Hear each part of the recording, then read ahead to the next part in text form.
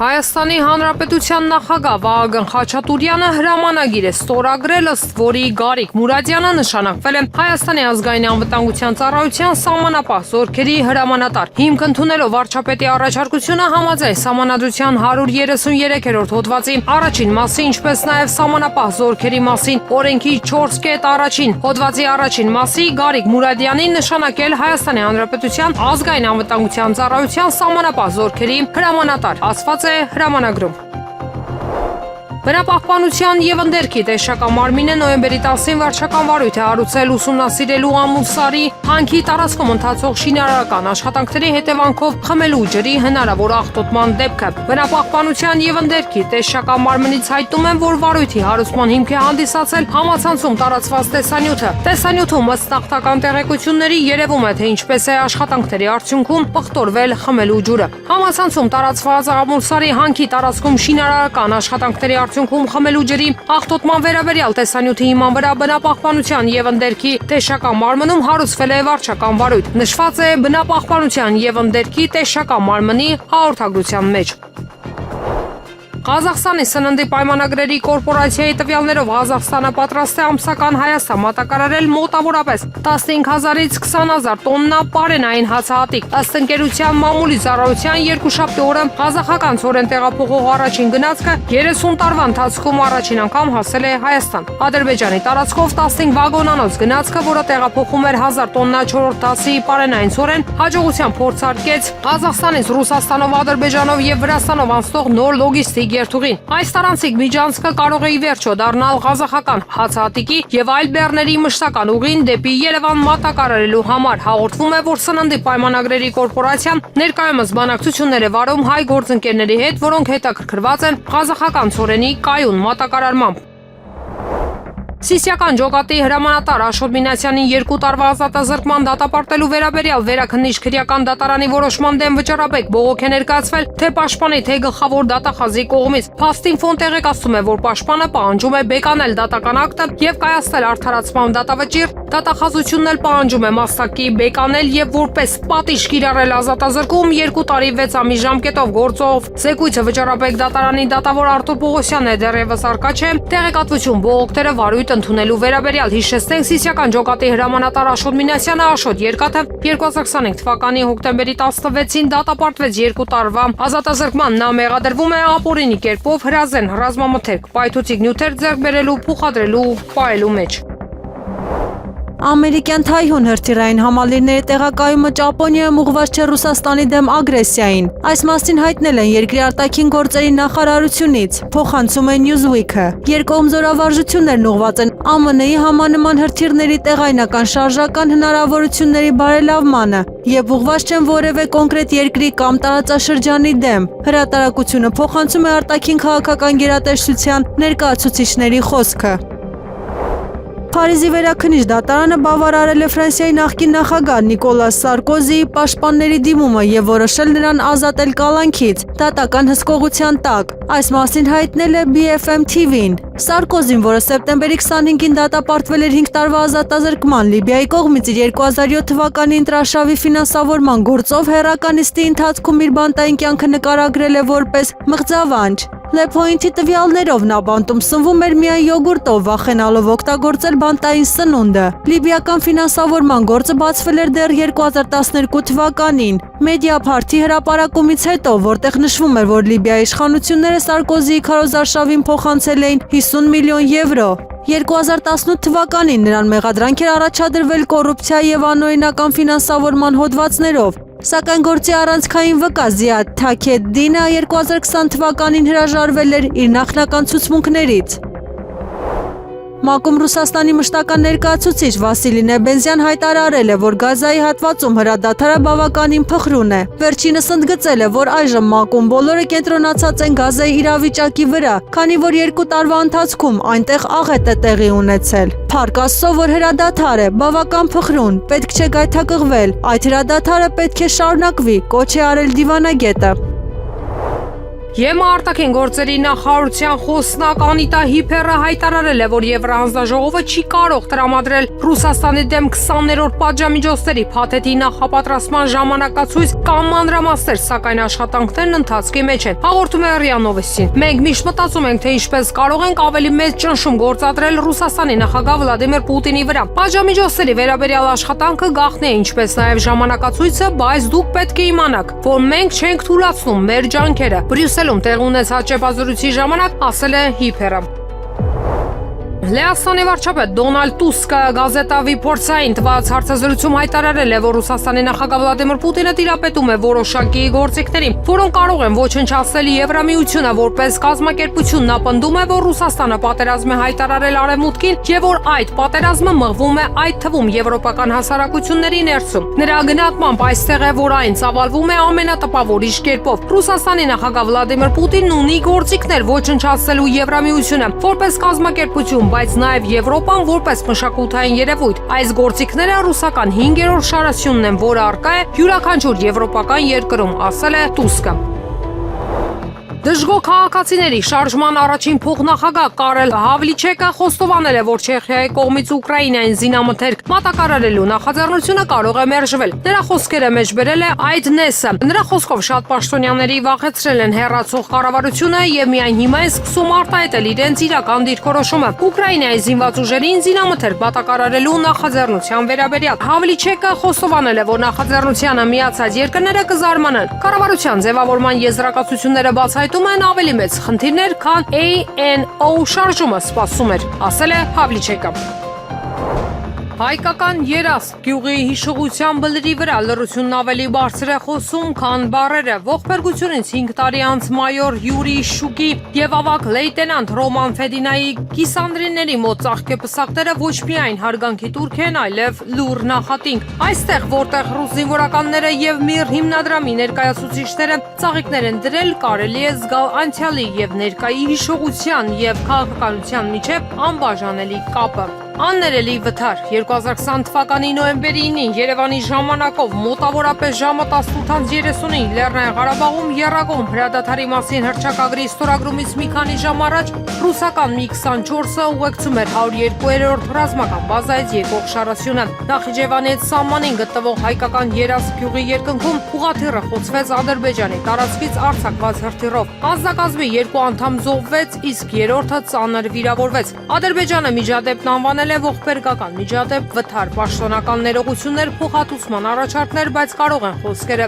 բուժել կորստի վերքը։ Մենք ոչինչ չենք մոռանա։ ՄԻՌ հիմնադրամի նախագահ Անդրանիկ Նիկողոսյանի ելույթը արարողության ժամանակ ցույց տվեց, որ շատերի համար այս վերքը դեռ արյունահոսում է։ Մենք նրանց կհիշենք ոչ թե որպես զոհվածների, այլ որպես նրանց, ովքեր հավերժ մնացել են երկնքում, ասել է նա։ Սակայն նրա հաջորդ արտահայտությունը որոտի պես է հնչում, բայց մենք ոչինչ չենք մոռանա, ոչ Սիրիայում խփված մեր ինքնաթիռը, ոչ էլ Թուրքիայում զոհված մեր դեսպանին, եւ մենք ուղղաթիռում զոհված սպաներին նույնպես չենք ներելու։ Սրանք այլևս պարզապես վշտի խոսքեր չեն, այլ քաղաքական հայտարարություն զոհված օդաչուների հիշատակը ներառված է ամբողջ աշխարհում Ռուսաստանի կրած կորուստների ավելի լայն համատեքստում։ Իշուկի եւ Ֆեդինայի անունները, որոնք ընդմիշտ գրվել են Էրեբունի ավիաբազայի պատմության մեջ, դարձել են այս սգավոր ցուցակի մի մասը։ Պատերազմի վերջին օրվա տարեգրություն։ Այս միջադեպի պատմությունը դառը պարադոքս է։ Ուղղաթիռը խոցվել է 44-օրյա պատերազմի վերջին օրը հրադադարից ընդամենը մի քանի ժամ առաջ։ Օդաչուները կատարում են Շարասյան ուղեկցման սովորական առաքելություն աշխատանք, որը նրանք կատարել են հարյուրավոր անգամներ։ Այս սովորական թռիչքը դարձավ նրանց վերջինը։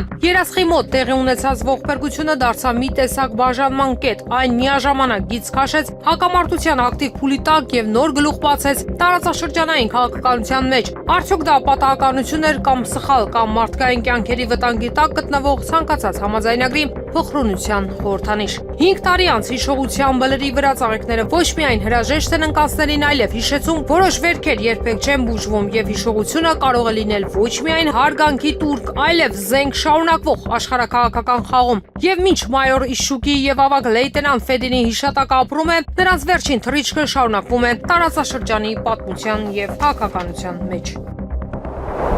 Ուկրաինայի նախագահ Վոլոդիմիր Զելենսկին հայտարարել է, որ ինքը ընտրվել է իր ժողովրդի կողմից որպես պետության ղեկավար, ինչպես ԱՄՆ նախագահ Դոնալդ Թրամփը, եւ որ Վաշինգտոնը Կիևի ռազմավարական գործընկերն է։ Նրա խոսքերն է մեջբերում Guardian-ը։ Թրամփն ընտրվել է իր ժողովրդի կողմից, ինչպես ես ընտրվել եմ իմ ժողովրդի կողմից։ Մենք պետք է հարգենք ամերիկյան ժողովրդի ընտրությունը։ Միացյալ Նահանգները մեր ռազմավարական գործընկերն է եղել երկար տարիներ, գուցե նույնիսկ տասնամյակներ եւ դարեր, ասել է Զելենսկին։ Նրա խոսքով Ուկրաինան եւ Միացյալ Նահանգները կիսում են ընդհանուր արժեքներ՝ ի տարբերություն Ռուսաստանի։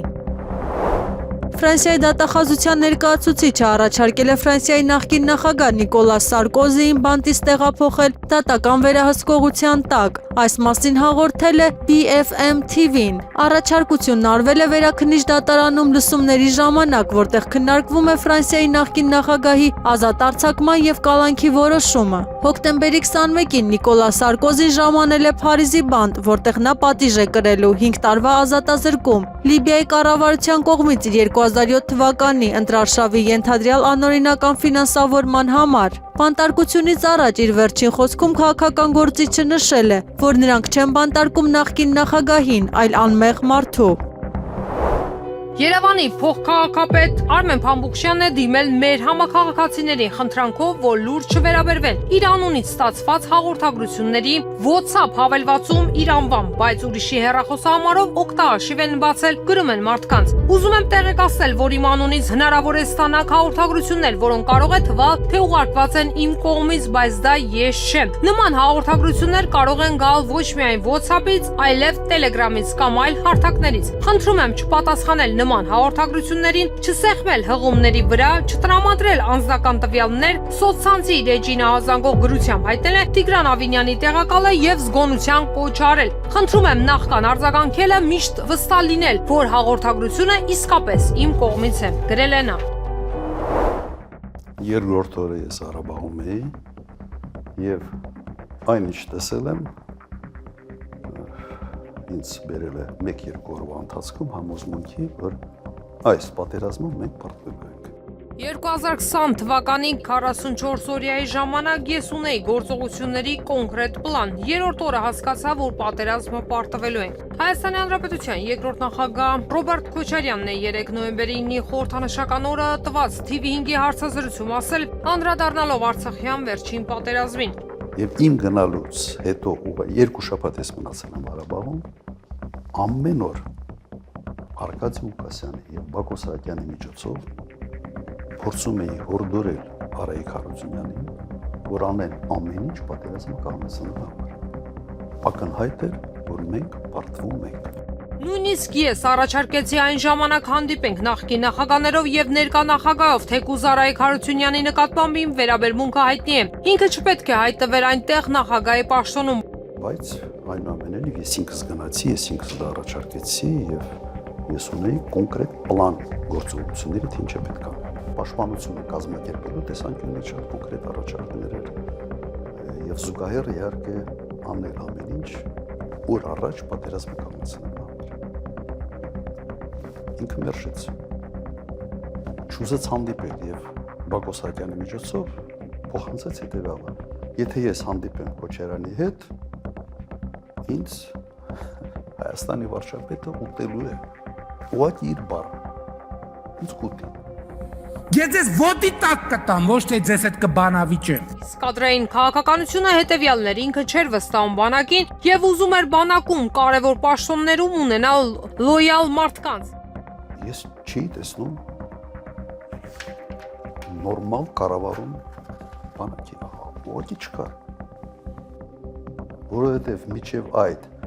այնպիսի փոփոխություններ էր կատարվել հրամանատարական կազմում եւ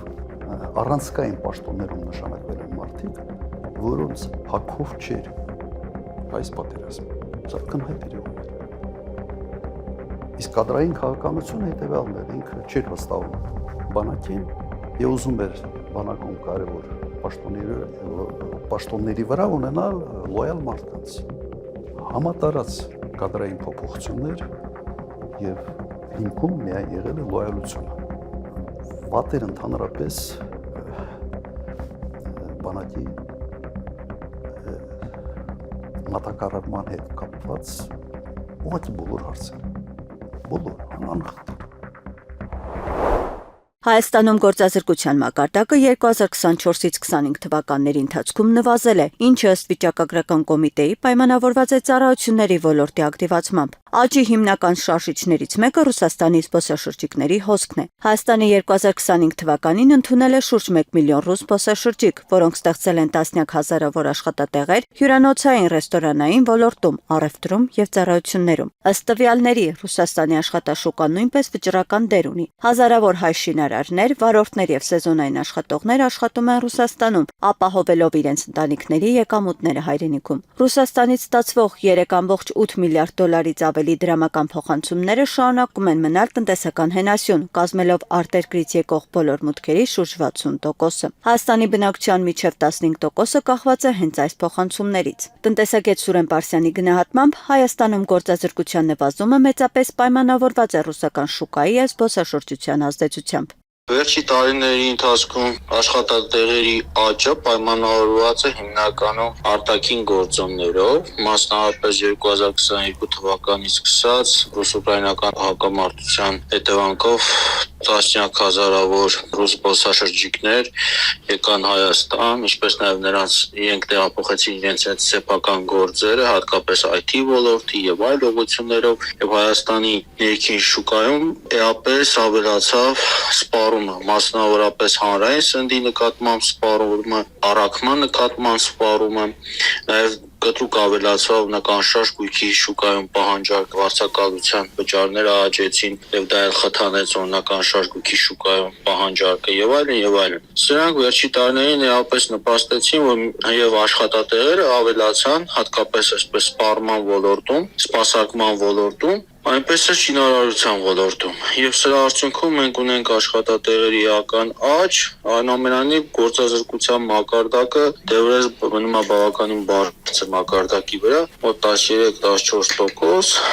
եւ համեմատության համար նշեմ, որ եւ մեր հարևան երկրների եւ օրինակ Ռուսաստանի վիճակագրության ցուցանիշները ավելի ցածր են գործազրկության մասով, քան Հայաստանի։ Ասեմ, վերջի տարի ընթացքում արտագնա աշխատանքի մեկտոնների թիվը նվազել է, սակայն Ռուսաստանի եկող գումարների ծավալը աճել է, եւ դա պայմանավորված է ռուս ռելոկանտներով, նրանք իրենց հետ բերում են իրենց գումարները, փոխանցում են դեպի Հայաստան իրենց գումարներ։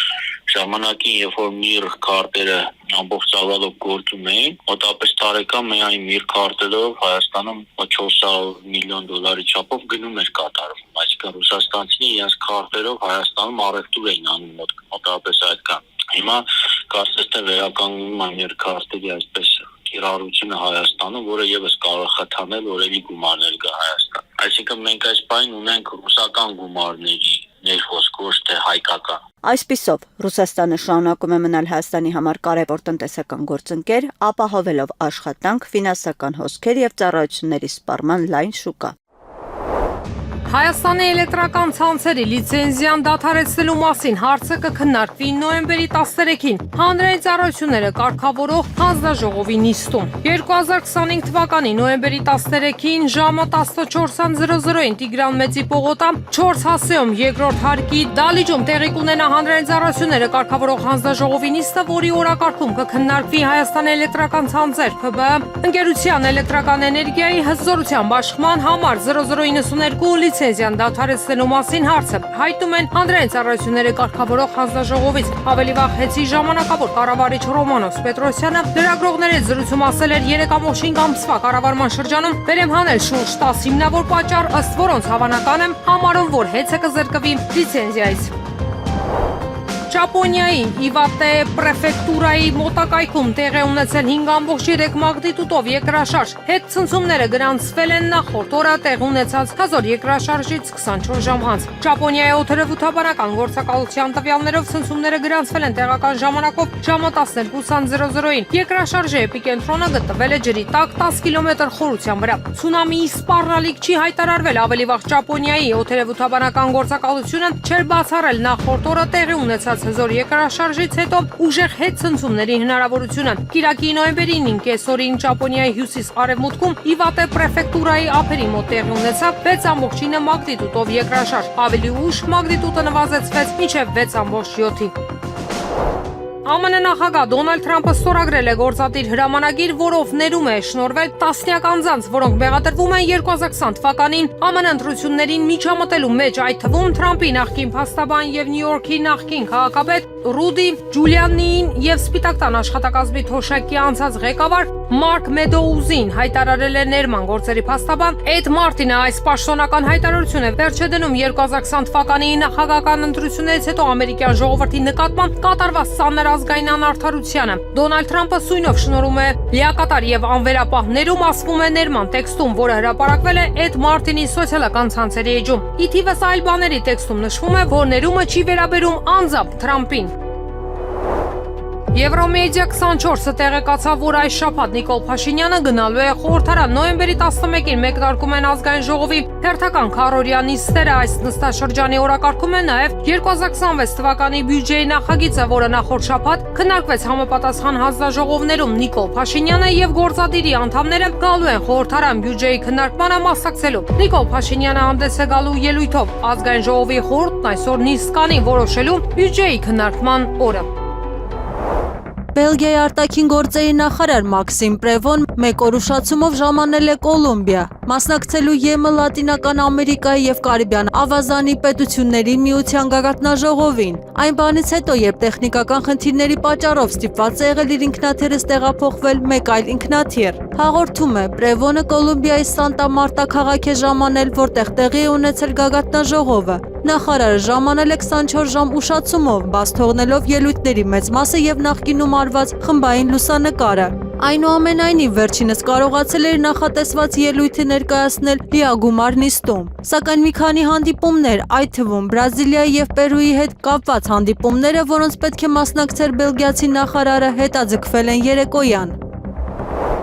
Ինդոնեզիայի նախագահ Պրաբովո Սուբիանտոն հանձնարարել է համապատասխան գերատեսչություններին քննարկել որոշակի առցանց խաղերի հասանելիության սահմանափակման հարցը։ Ջակարտայի դպրոցում տեղի ունեցած պայթյունից հետո միջադեպը կարող է պայմանավորված լինել երեխաների կողմից համակարգչային խաղեր խաղալով, հայտարարել է պետքարտուղար Պրասեիտո Հադին։ Նախագահը շեշտել է առցանց խաղերի սահմանափակման քննարկման եւ դրանց բացասական ազդեցության ու հետևանքների դեմ պայքարի ուղիներ մշակելու անհրաժեշտությունը։ Նախարարը շեշտել է, որ պետության ղեկավարի որոշումը հիմնված է ոստիկանության այն պնդումների վրա, որ դպրոցի աշակերտներից մեկը կարող է ներգրավված լինել միջադեպում։ Հադին նշել է, որ որոշ տեսախաղեր կարող են պարունակել բռնության տեսարաններ եւ բացասաբար անդրադառնալ դեռահասների հոգեկան առողջության վրա։ Ինդոնեզիայի մայրաքաղաքի դպրոցներից մեկում նոյեմբերի 7-ին պայթյուն է տեղի ունեցել։ Ականատեսները հայտնել են, որ միջադեպը տեղի է ունեցել աղոթքի ժամանակ։ Ջակարտայի ոստիկանության տվյալներով միջադեպի հետևանքով զոհեր չկան, սակայն առնվազն 96 մարդ վիրավորվել է։ Նյու Դելին եւ Մոսկվան պատրաստում են համաձայնագիր Ռուսաստանում հնդիկ աշխատողների իրավունքները պաշտպանելու համար, որի ստորագրումը սպասվում է դեկտեմբերին կայանալիք հնդկա-ռուսական ամենամյա գագաթնաժողովում։ Այս մասին հաղորդել է Economic Times պարբերականը։ Հնդկաստանը եւ Ռուսաստանը, ինչպես սպասվում է, հաջորդ ամիս Նյու Դելիում կայանալիք իրենց ամենամյա գագաթնաժողովում կստորագրեն աշխատանքային միգրացիայի մասին պայմանագիր, որը նախատեսված է Ռուսաստանում աճող թվով հնդիկ աշխատողների իրավունքները պաշտպանելու համար։ Այս պայմանագիրը կնպաստի Ռուսաստանում հնդիկների թվի աճին առաջիկա տարիներին, նշել է թերթը։ Հաղորդվում է, որ Ռուսաստանը ձգտում է ավելացնել իր աշխատուժի մեջ հնդիկների թիվը։ Հնդկաստանից աշխատողներ աշխատանքի ընդունելով այնպիսի ոլորտներում, ինչպիսիք են շինարարությունը եւ տեքստիլը, եւ որ Ռուսաստանում նաեւ աճում է մեխանիկական ճարտարագիտության եւ էլեկտրոնիկայի որակավորված մասնագետների պահանջարկը։ Ֆիդեի Հայաստանը ներկայացնող երկու գրոսմայստերները Շան Սարգսյանը եւ Գաբրիել Սարգսյանը դուրս են եկել 2025 թվականի Ֆիդեի շախմատի աշխարհի գավաթի 4-րդ փուլ։ Գավաթի մրցաշարի 4-րդ փուլում Շան Սարգսյանը կմրցի Գերմանիան ներկայացնող գրոսմայստեր Ֆրեդերիկ Սվանեի հետ, իսկ Գաբրիել Սարգսյանը կմրցի ԱՄՆ ներկայացնող գրոսմայստեր Ավոնդեր Լյանգի հետ։ Նախորդ խաղափուլում Ֆրեդերիկը պայքարից դուրս թողեց աշխարհի գործող չեմպիոն Հուկեշ Դոմարաջուին։ Նշենք նաև, որ մեր տաղանդավոր հայրենակիցների 4-րդ փուլ են անցել նաև ԱՄՆ ներկայացնող հայ շախմատիստներ Լևոն Արոնյանը եւ Սամուել Սևյանը։ Լևոնի մրցակիցն է Լեհաստանը ներկայացնող գրոսմայստեր Ռադոսլավ Վոյտաշեկը, իսկ Սամուելի մրցակիցը Իտալիան ներկայացնող գրոսմայստեր Լորենցո Լոդիչին։ 4-րդ փուլի առաջին խաղը կմեկնարկի նոյեմբերի 11-ին Հայաստանի ժամանակով 13:30-ին։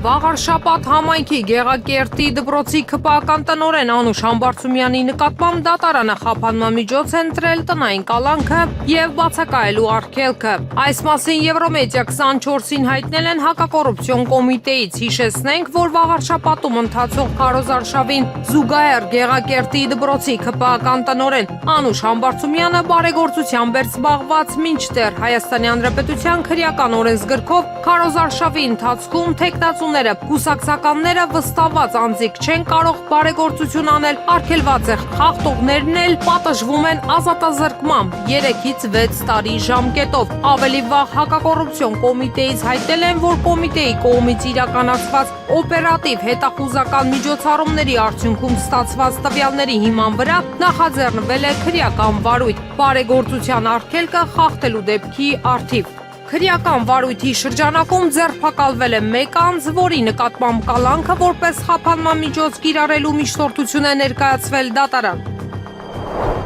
Տեներիֆե կղզում շաբաթ օրը տեղի ունեցած ողբերգական փոթորկի հետևանքով մահացել է 3 մարդ, վիրավորվել առնվազն 15-ը։ Գրում է Euronews-ը, տեղի պաշտոնյաները նշում են, որ Կանարյան կղզիների ամենախոշոր կղզում ալիքների բարձրությունը հասել է մինչև 4 մետրի։ Մեծ ալիքների եւ ուժեղ քամիների պատճառով կղզեխմբում նախնական տագնապի վիճակ էր հայտարարվել դեռևս ուրբաթ։ Բնակիչներին կոչ է արվել հետևել նախազգուշացումներին, ցուցաբերել զգոնություն եւ միջև սպառնալ վերացումը հնարավորինս երկար մնալ ցամաքում։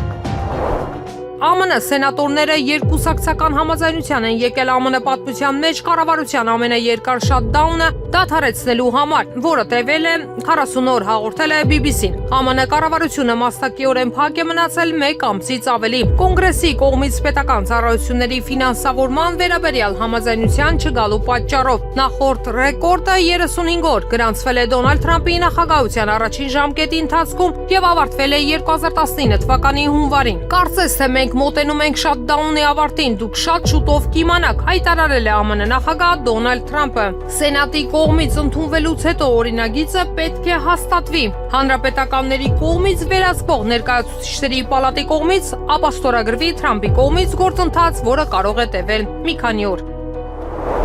Գերմանիայի նախագահ Ֆրանկ Վալտեր Շտայնմայերը կարծում է, որ Գերմանիայում ժողովրդավարությանը սպառնացող ներկայիս սպառնալիքը այնքան լուրջ չի եղել, որքան երկրի վերամիավորումից ի վեր։ Նա այս հայտարարությունն արել է Բեռլինում նոյեմբերի 9-ին, երբ Գերմանիան նշում է Բեռլինի պատի փլուզման տարեդարձը եւ նաեւ հիշում 1938 թվականի հրեական ջարդերի զոհերին։ Մեր միասնական երկրի պատմության մեջ երբեք ժողովրդավարությունն ու ազատությունը նման հարձակումների չէին ենթարկվել, ասել է պետության ղեկավարը։ Նա սպառնալիքների շարքում նշել է նաև Ռուսաստանը։ Եվ հիմա սպառնալիքը գալիս է աջ ծայրահեղական ուժերից, որոնք հարձակում են մեր ժողովրդավարության վրա եւ վայելում են բնակչության հավանությունը, ասել է Շտայնմայերը։ Մենք Հայաստանի հետ հարաբերությունների կարգավորման գործընթաց իրականացնում ենք Ադրբեջանի հետ համաժամանակյա եղանակով։ Ադրբեջանից վերադառնալիս ինքնաթիռում լրագրողների հարցերին ի պատասխան ասել է Թուրքիայի նախագահ Ռեջեփ Թայիփ Էրդողանը։ Էրդողանը շեշտել է, որ գոհ է ներկայիս զարգացումներից։ Հաղթանակից հետո քամիներ են փչում եւ Թուրքիան գոհ է դրանից։ Մենք Հայաստանի հետ հարաբերությունների կարգավորման գործընթաց իրականացնում ենք Ադրբեջանի հետ համաժամանակյա եղանակով, հայտարարել է Էրդողանը։ Խոսելով խաղաղության գործընթացից Էրդողանն ասել է. Ավելի քան 30 տարվա անկայունությունից հետո Հարավային Կովկասում բացվել է հնարավորության պատուհան հարատև խաղաղության եւ անվտանգության համար։ Եղանակը առաջիկա օրերին Երևանում եւ Հանրապետության տարածքում նոյեմբերի 7-ից 3-ը 8-ից 12-ին սպասվում է առանց ստեղումների եղանակ։ Քամին հարավ-արևմտյան 2-ից 5 մետր վարկյան։ Օդի ջերմաստիճանը 8-ից 9-ից 3 աստիճանաբար կբարձրանա եւս 2-ից 3 աստիճանով։